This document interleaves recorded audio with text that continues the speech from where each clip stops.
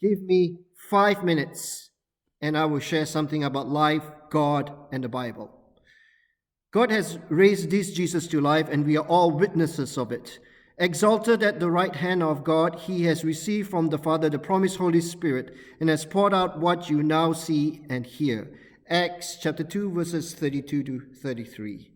The followers of Jesus have just spoken in tongues. They have declared the wonders of God in the native languages of the pilgrims who are in Jerusalem for the festival of Pentecost. This is a profound experience for these pilgrims.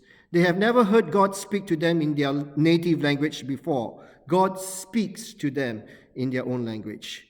And by coming to Jerusalem for the festival, they thought they could get closer to God.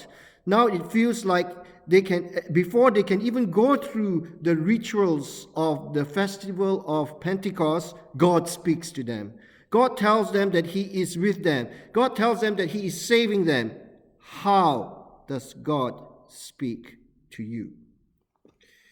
Peter now stands up on behalf of the followers of Jesus. He tells them two things. First, they witness to God raising up their leader, Jesus, from the dead. He was executed by the temple leadership and the Romans, but because God raised Jesus from the dead, he is now both Lord and Messiah. Second, as Lord and Messiah, Jesus now pours his Holy Spirit on them.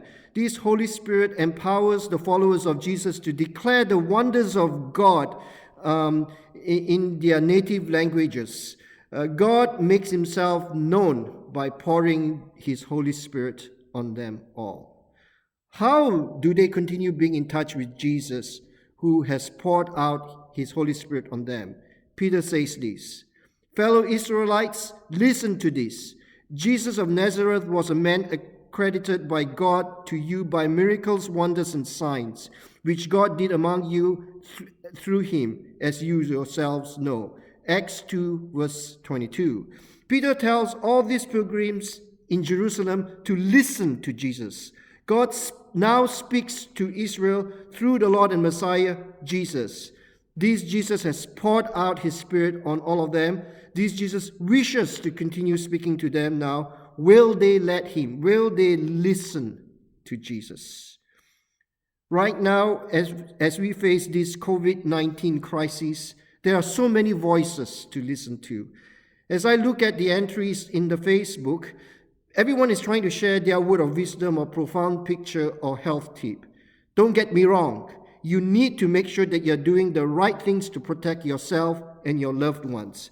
That is why last week when I did my first 5-minute window for this crisis, I said, stay home and save lives. Stay home and save lives. However, Peter's words to us are important.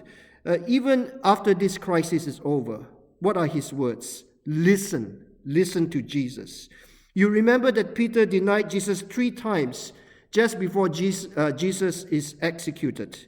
Something must have happened to Peter to change him from denying Jesus 3 times to standing up on the day of Pentecost. Peter explains it. Acts 2:32 to 33. God raised this Jesus to life. We are all witnesses of it. Exalted to the right hand of God, he has received from the Father the promised Holy Spirit and has poured out what you now see and hear. Peter witnessed God raising Jesus from the dead. He is transformed by that experience. He now stands up in Jerusalem to share Jesus with the crowds. If Peter were here right now, he would say the same thing to you and me. Listen to Jesus. So I say to you, listen to Jesus. So you might now ask me, how do I listen to Jesus? You can start by talking to him through prayer or reading the Bible, which contains Jesus' words to you. This same Jesus who spoke to Peter and the crowd now wishes to speak to you. And I say to you, listen to him. Listen to Jesus.